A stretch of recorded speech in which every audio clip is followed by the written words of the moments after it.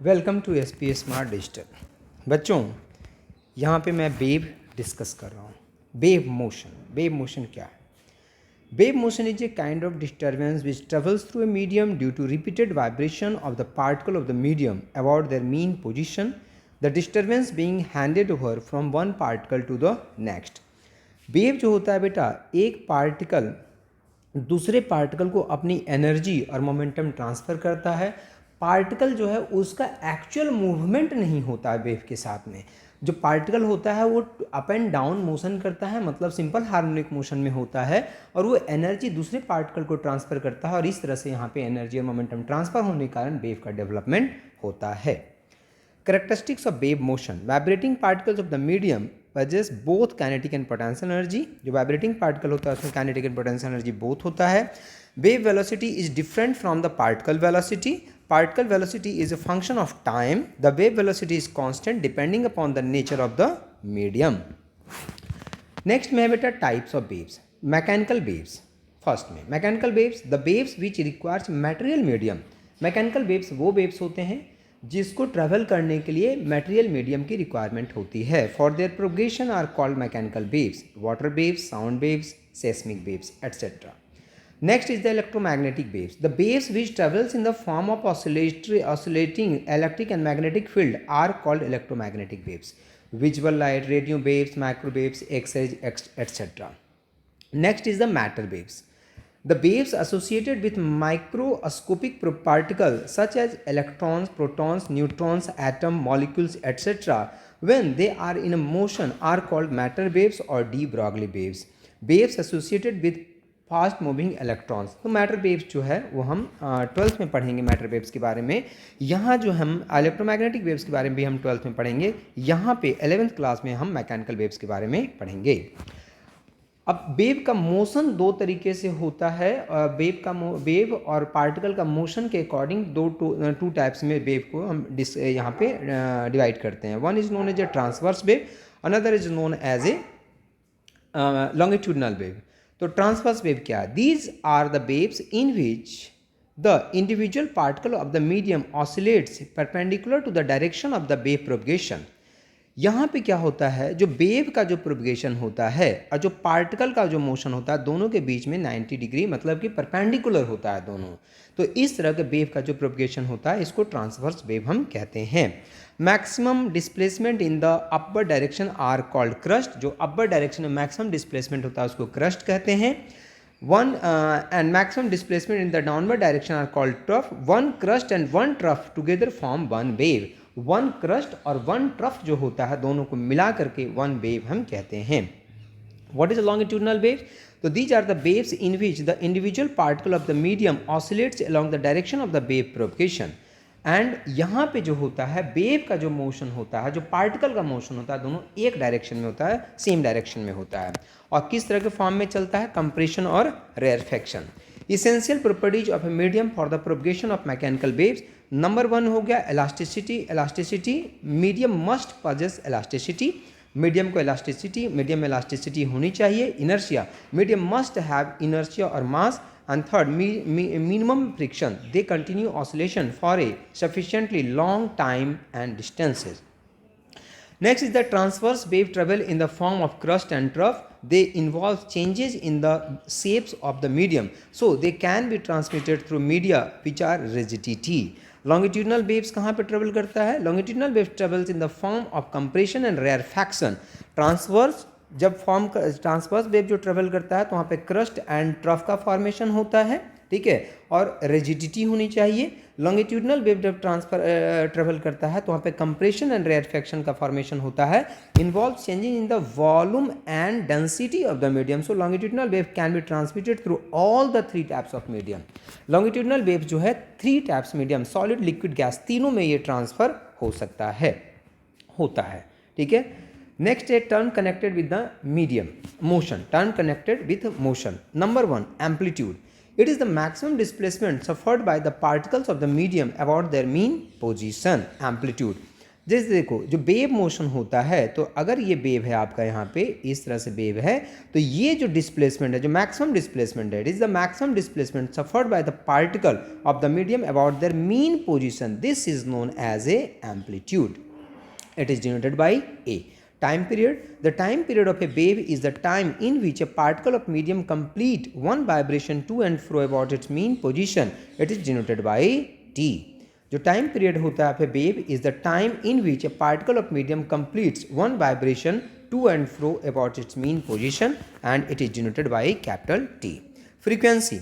The frequency of a wave is the number of wave produced per second per unit time in the given medium. It is denoted by nu. So nu is equal to हो गया बेटा यहाँ पे this is equal to 1 upon t.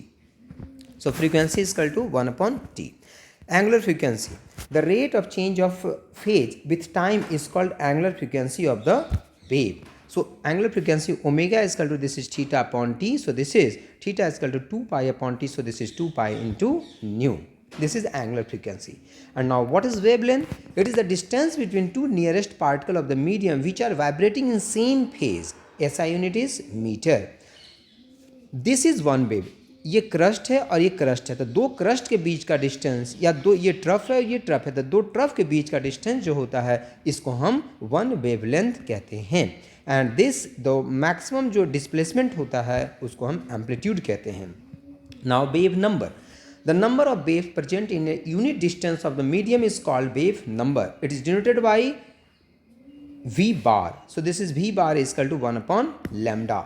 Propagation constant, हालांकि इसकी जरूरत अभी ये सब की प्रोपगेशन कांस्टेंट वगैरह, चलो प्रोपगेशन कांस्टेंट तो है इंपॉर्टेंट, वेव नंबर की यहाँ पे जरूरत आपको नहीं पड़ेगी. तो प्रोपगेशन कांस्टेंट के बारे में ठीक है, प्रोपगेशन कांस्टेंट आएगा आगे भी. तो propagation the quantity 2 pi upon lambda is called the propagation constant and it is denoted by k. So k is equal to this is 2 pi upon lambda. Wave velocity. The distance covered by a wave per unit time in its direction of propagation is called wave velocity and it is denoted by V. Relation between wave velocity, frequency and the wavelength. So wave velocity is equal to distance upon time. So V is equal to lambda upon t. V is equal to lambda upon t. So this is wave velocity is equal to wavelength into क्या हो गया, frequency. So a speed of transverse wave. A speed of transverse wave on a stretch a string. ठीक है. अब speed of transverse wave की speed क्या होती है उसके बारे में हम यहाँ पे पढ़ रहे हैं. तो speed of a transverse wave on a stretch string, जो स्ट्रेच स्ट्रिंग है उसमें स्पीड ऑफ ट्रांसवर्स वेव कितना होता है. So wave velocity through a medium depends on its inertial and elastic properties. So the speed of transverse wave through a stretch string is determined by two factors. Number one, tension. T in the string is a measure of elasticity in the string. Number two, mass per unit length m or linear mass density derivation on the basis of dimensional analysis. So V is directly proportional to tension and V is directly proportional to mass per unit length. So this is equal to V is equal to LT minus 1 and T is equal to MLT minus 2. Tension is the force and m is equal to this is m upon l, this is mass per unit length. So यहाँ पे हम value put करेंगे एक तरफ v का और एक तरफ इन सभी का, और यहाँ से फिर डायमेंशनल होमोजेनिटी के थ्रू हम जानते हैं कि कोई भी अगर इक्वेशन है उसमें LHS RHS में सभी का डायमेंशन फार्मूला सेम होता है, तो सभी को इक्वेट करेंगे और यहाँ से v is equal to root under t upon m हमारा आंसर आ गया. So speed of transverse wave does not depend on the frequency of the wave. तो v किस पे डिपेंड कर रहा है, सिर्फ टेंशन पे, कि टेंशन स्ट्रिंग में कितना है, और मास पर यूनिट लेंथ पे. मास पर यूनिट लेंथ को हम यहाँ m से डिनोट कर रहे हैं, कहीं कहीं पे म्यू से भी डिनोट किया जाता है. ये m मास नहीं है बेटा, ध्यान रखना, m is the mass per unit length, मतलब मास अपॉन लेंथ है ये. इसके बाद speed of transverse wave in a solid. तो सॉलिड में जो होता है speed of transverse wave through a solid is determined by two factor, modulus of rigidity and density. So velocity is directly proportional to eta के power modulus of rigidity eta के power a and density rho के power b. फिर उसी तरह से dimension analysis से यहाँ पे भी हम निकालते हैं. So v is equal to root under eta upon rho. But ये इंपॉर्टेंट बोर्ड के लिए ज़्यादा है बेटा, a string in a speed of transverse wave on a stretch string. ठीक है, ये इतना इंपॉर्टेंट नहीं है. इसके बाद है स्पीड ऑफ लॉन्गिट्यूडनल वेव. तो स्पीड ऑफ लॉन्गिट्यूडनल वेव की अगर हम बात करें तो speed of longitudinal wave in liquid and gas. तो लिक्विड एंड गैस में जो डिपेंड करता है बेटा बल्क मॉडुलस पे और डेंसिटी पे. तो v is directly proportional to k to power a rho के पावर b. सो उसकी वैल्यू यहाँ पे पुट कर दी हमने और फिर उसी तरह से हमने यहाँ पे भी निकाल लिया. ठीक है, तो इतना ही आपके लिए अभी काफ़ी है। स्पीड ऑफ साउंड वेव हमारे कोर्स में अब नहीं है, साउंड वेव के बारे में बोर्ड से सिलेबस यहाँ पे हट गया है। ठीक है, फिर नेक्स्ट जो है बेटा यहाँ से कि प्रोग्रेसिव वेव। ठीक है, प्रोग्रेसिव वेव क्या होता है, ठीक है, प्लेन प्रोग्रेसिव वेव क्या होता है, यहाँ सब हमें और पढ़ना है इसके बारे में। तो what is progressive wave? A wave that travels from one point of the medium to another is called a progressive wave. Progressive wave में भी ट्रांसवर्स और लॉन्गिट्यूडनल। प्लेन प्रोग्रेसिव वेव क्या होता है, आप देखिए प्रोग्रेसिव वेव क्या होता है? A wave that travels from one point of the medium to another is called a progressive wave. Progressive wave में भी ट्रांसवर्स और लॉन्गिट्यूडनल। ठीक है, अब यहाँ पे है प्लेन प्रोग्रेसिव वेव, जिसके बारे में हमें यहाँ पे पढ़ना है, उसका डिस्प्लेसमेंट वेलोसिटी सबके बारे में हमें पढ़ना है। If during the propagation of a wave through a medium, the particles of the medium vibrate simple harmonically about their mean position, then the wave is said to be plane progressive harmonic wave. यहाँ पे देखो diagram बना रखा है और बता रखा है जो इक्वेशन होता है इसका, this is y equal to this is a sine omega t. ये हो गया आपका लेट की टाइम टी पे कोई पार्टिकल यहाँ पे है और वेव का डेवलपमेंट ऐसे हुआ तो डिस्प्लेसमेंट वेव का y है, यहाँ पे x डायरेक्शन डिस्प्लेसमेंट x हो रखा है, तो y is equal to a sine omega t हमारा यहाँ पे इक्वेशन आता है।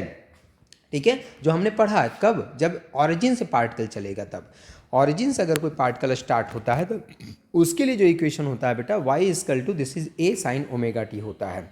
अगर हमारा पार्टिकल ऑरिजिन से स्टार्ट होता है तो उसके लिए इक्वेशन y इजकल टू, देखो लिखा है फ्रॉम द ऑरिजिन अगर स्टार्ट होगा पार्टिकल तो y is equal to a sine omega t, हमने ऑसिलेशन में पढ़ रखा है इसके बारे में।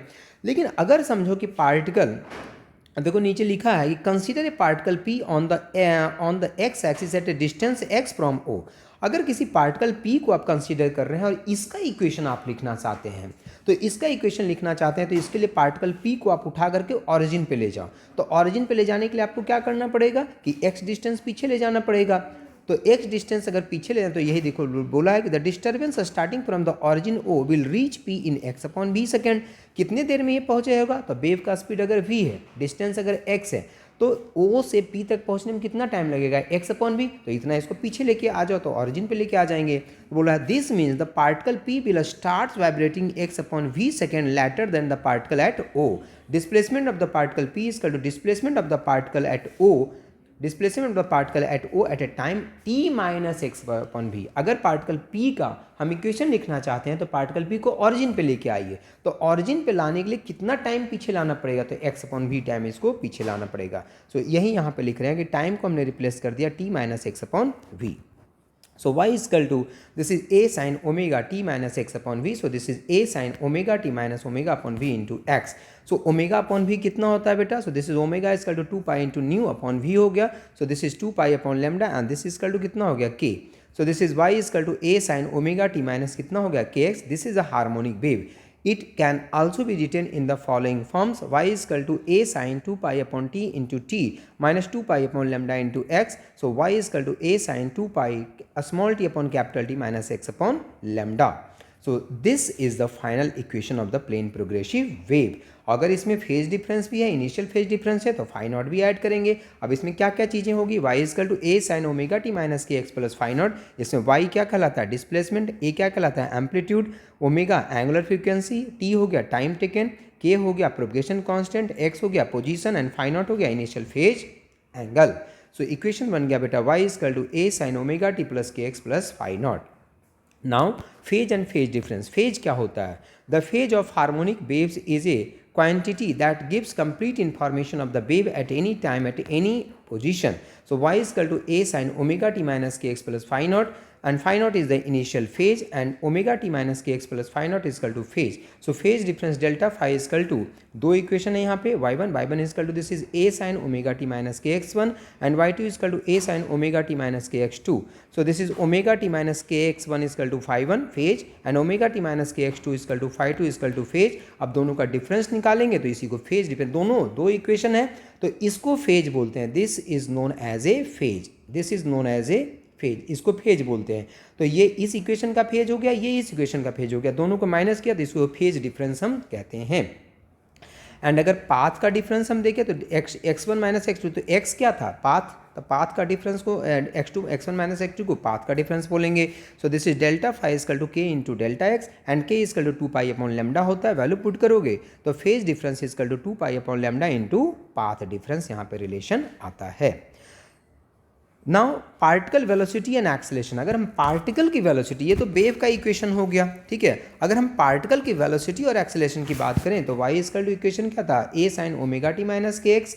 सो differentiating with respect to time t and taking x as a constant, so v is equal to d y upon d t, क्योंकि पार्टिकल आपका क्या कर रहा था, ऑसिलेट कर रहा था, ठीक है. तो पार्टिकल को हमने वाई डायरेक्शन को हमने डिफ्रेंशिएट किया विथ रेस्पेक्ट टू टाइम, तो d y upon d t is equal to omega a cos omega t minus k x हो गया. So this is equal to omega a sine omega t minus k x plus pi by 2. Now wave velocity v is equal to lambda into nu remains constant. The particle velocity changes simple harmonically with time. Particle velocity is ahead of displacement in phase by pi by 2 radian. Maximum velocity निकाल लिया यहाँ पे, ठीक है. और अगर हमने इसको फिर से डिफ्रेंशिएट कर दिया, यहाँ पे देखो दिखाया हुआ है कि particle velocity at any point जो है minus of wave velocity into slope of the displacement यहाँ पे आया है, क्योंकि हमने इसको जो वाई इक्वेशन था उसको एक्स के रिस्पेक्ट में डिफ्रेंशिएट कर दिया. तो एक्स के रिस्पेक्ट में डिफ्रेंशिएट कर दिया और पहले हमने टी के रिस्पेक्ट में डिफ्रेंशिएट कर दिया था. दोनों को डिवाइड जब करते हैं तो माइनस ओमेगा अपॉन के आता है, मतलब एक रिलेशन आ गया कि v is equal to minus omega upon k into d y upon d x. What is d y upon d x? D y upon d x is known as slope of the displacement. So particle velocity is equal to minus wave velocity into slope of displacement. Now इसके आगे जो है बेटा next video में हम discuss करेंगे.